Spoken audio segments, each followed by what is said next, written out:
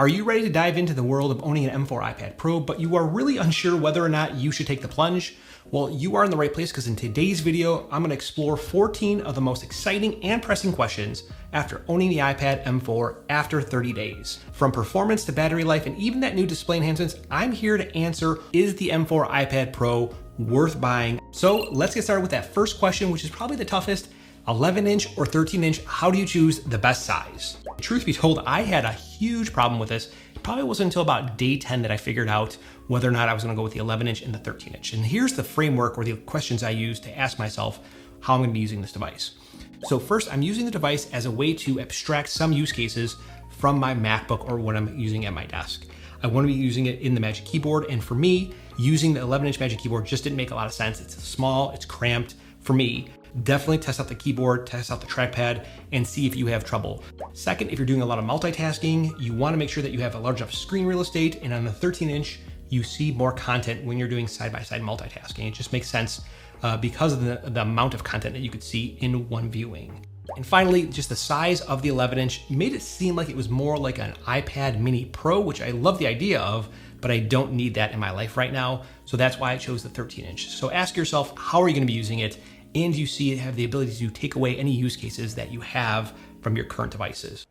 Question number 2, how has the M4 processor impacted performance on the new iPad Pro? Year over year, there's about a 20% increase in CPU and GPU performance for the M4 iPad Pro, but most people don't upgrade year to year. Knowing that your iPad is probably somewhere between 4 and 5 years old, you're gonna see a pretty significant jump in performance and battery life. So you're gonna get all the cumulative benefits of faster performance, better battery life, more efficient communications like Bluetooth, Wi-Fi. All of those things are being stacked up into the next iPad. So when you're launching apps, when you're editing photos, when you're using apps that are maybe a little bit more RAM intensive, that's where you'll see those benefits from the M4 specifically.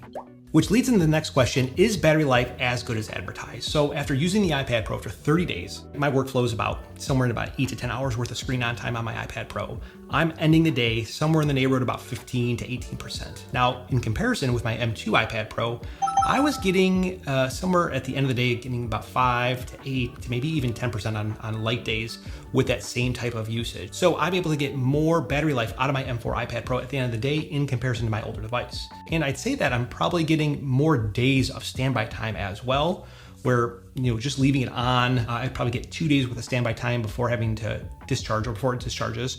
And now I'm getting maybe like 3 days.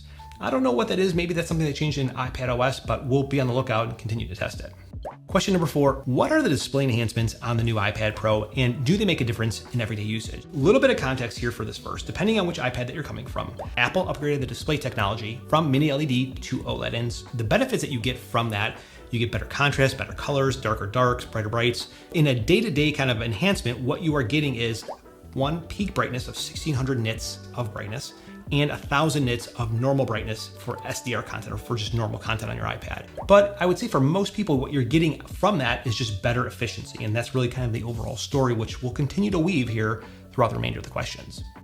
Question number 5, why did Apple remove the ultra-wide camera from the iPad Pro? Now, this is a very interesting question to me. I think at the end of the day, Apple is just trying to maintain product margin. So what that means is they added new features like the tandem OLED display, which increases the product cost, and they're just trying to maintain the margin of how much they make on each device.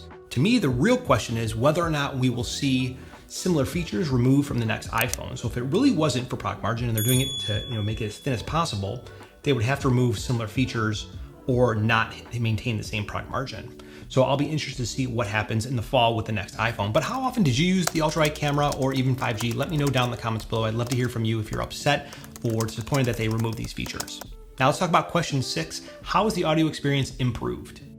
I want to caveat the statement by saying I am not what I would consider an audiophile. I can pick out a nuanced saund with a good pair of headphones. I have a little bit of trouble doing it with a bad pair of headphones, but I think that the M4 iPad Pro sounds good. Obviously, it's a much smaller chassis. There's less room inside that chassis for sound to kind of resonate, but I think that the M4 iPad Pro sounds very good. Now, there are members of my community that think that the 2020 iPad Pro, I think it's the A12Z, was like the GOAT, had the best sound. Now, I'm going to play a comparison here in just a moment between the M4 and the M2 iPad Pro.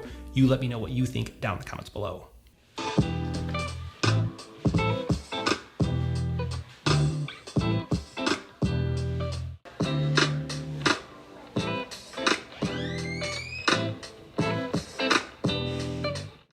Question number 7, how has the Apple Pencil experience changed with the new iPad Pro? So new this year is the Apple Pencil Pro, and that is available for the M2 iPad Air or the M4 iPad Pro. First, you can use your Apple Pencil with Find My. So if it becomes disconnected from your iPad, dislodged, you lose it, you could use your iPad to find that. You have to rotate your iPad into portrait mode in order to go ahead and do so. And it doesn't, or you cannot play a sound on your Apple Pencil. There's no speaker. So it limits the usefulness of Find My, in my opinion. Second, there is the ability to now squeeze gestures within certain parts of iPadOS operating system, as well as third-party apps. Developers can customize their apps to function a certain way. So when you are using the Apple Pencil Pro and you squeeze on it, it'll give you haptic feedback, and then you can have a certain contextual menu based on what you are doing. I only know of a couple apps. GoodNotes is the one that's coming to mind right now, but if you know of any apps that are using the contextual squeeze gesture with the Apple Pencil Pro, comment down below and I'll pin that to the top so everyone sees it and we can get a good list of what are the apps that are using it. And then third and finally is you can do a barrel roll. So by changing the orientation of your Apple Pencil, it'll change the writing or drawing tip of what you are doing, giving you a little bit different look, kind of like what you see with calligraphy when you change the way that your nib is hitting the paper. But the Apple Pencil Pro is a great addition and it's very useful. I like using it. I use it to take notes on my iPad Pro almost every day. Question number 8, how does the new iPad Pro handle multitasking and external displays? So the short answer is that it's no different than it was previously. The M4 iPad Pro, you can connect to an external display using Thunderbolt on that external display, or you can break it out, use like some type of dongle. But there's really no difference between last year's M2 iPad Pro or even the M1 iPad Pro with multitasking with external displays and the M4 iPad Pro.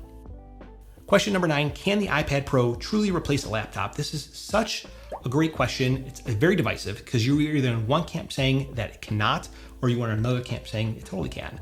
Now, the truth of the matter is that we as technology enthusiasts, we adopt technology very early, and we think that this doesn't run Mac OS and it can never replace my laptop. Well, the actual fact is, for many people, the iPad can replace your laptop, full stop. But if you have a complex workflow, if you work in, if you're a developer, you make music, you work in video, no, you can't. The iPad is designed to take some of the low-hanging fruit away from your Mac, not necessarily be a replacement of your Mac. If you have very simple use cases, sure, you could do that. It could absolutely replace your laptop. If you have complex use cases, it will not do it for a number of years. Question number 10, what is the iPad Pro's best new feature? Without a doubt, the best new feature for the new iPad Pro, specifically the 13-inch, is the weight and size reduction.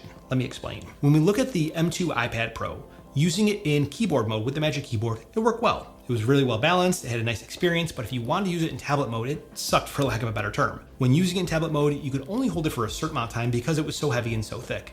Well, now with that weight reduction, that size reduction, you can hold it for much longer, making it more of a well-rounded tablet.